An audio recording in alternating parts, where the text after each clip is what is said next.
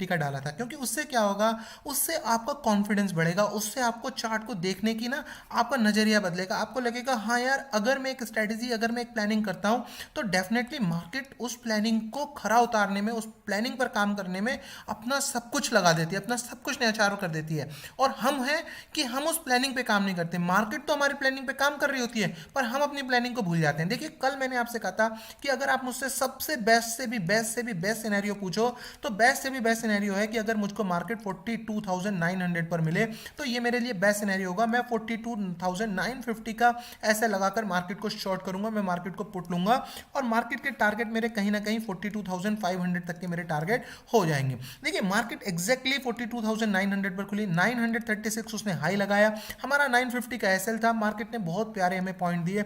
उसके बाद देखिए मैंने आपको कल ही बता दिया था कि मार्केट में बैंक निफ्टी का चार्ट थोड़ा गड़बड़ बन गया, ये हो गया रेजिस्टेंस और ये हो गया सपोर्ट। अगर आप देखेंगे पूरे दिन मार्केट इसी रेंज के बीच में आपको देखिए यहीं पर कहीं ना कहीं मार्केट ट्रैवल करती हुई देखी। लेकिन इंपॉर्टेंट क्या है, मार्केट ने 10:43 तक, मैंने आपको टेलीग्राम के ऊपर मैसेज भी डाला कि मैंने अपने सारे शॉर्ट बुक कर लिए। देखिए दिस इज द पॉइंट, ये वो पॉइंट था मार्केट के अंदर जहां पे मैंने मैसेज डाला। देखिए जहां पे हमने बात की थी वहीं ट्रेड ली 43,950 पे, 900 पे, और देखिए एग्जैक्टली 43,500 पे। देखिए ये क्या है, ये एक तरीके से शो कर रहा है कि ये लाइव कमेंट्री। देखिए इससे ज़्यादा मैं अगर इसको डिटेल में और करूंगा तो फिर कोई ना कोई सरफिरा कहेगा कि देखो ये अपनी जो है अपनी मुंह बड़ाई हो रही है, लेकिन मैं तो करता ही नहीं। अगर आपने देखा होगा मेरे वीडियोस, चाहे मेरी कितनी भी अच्छी ट्रेड चली हो, मैं 1-1.5 मिनट से ऊपर लगाता नहीं उसके ऊपर, और वो इसलिए लगाना जरूरी है। अगर मैं उसको भी, मैं देखिए उस छोड़ने को कोई बात नहीं, मुझे बिल्कुल भी, मुझे देखिए मेरी बड़ाई इंपॉर्टेंट नहीं है। इंपॉर्टेंट क्या है, इंपॉर्टेंट ये है कि हम कुछ सीख रहे हैं या नहीं सीख रहे हैं, दैट इज इंपॉर्टेंट।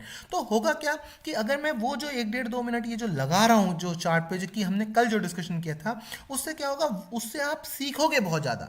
इसलिए मेरा मोटिव है उसको, मेरा कोई भी मोटिव नहीं है अपने आप को ये प्रूव करने का कि मैं करेक्ट गया। देखिए अगर मुझे ये प्रूव करने का मोटिव होता, मैं आपको 1 मिनट के अंदर 20 मैसेज जैसे कि सारी दुनिया डालती है मैं ऐसे मैसेज डाल रहा होता है ना।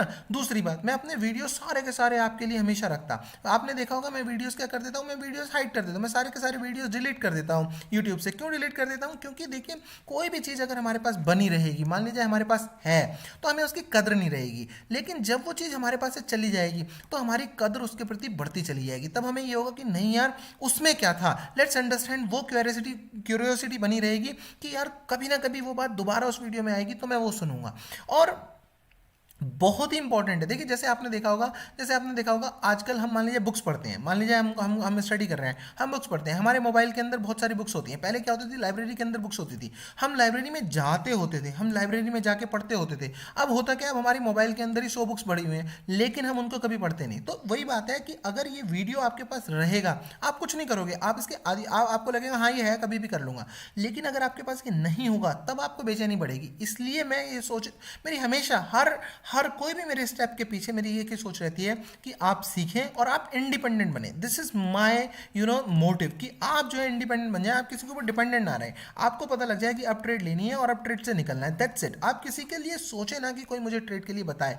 एंड जिस दिन आप इंडिपेंडेंट बनेंगे that day will be the best day of your life. Best day, मैं बता रहा हूँ, best day of your life. जिस दिन आपको ये लगने लगेगा कि यस अब मुझे किसी की जरूरत नहीं है एटलीस्ट इन द मार्केट, तब आपको लगने लगेगा कि यार अब मुझे कुछ नहीं चाहिए, चाहे मुझे पैसा मिले ना मिले, चाहे जो मैंने लॉस कर लिया।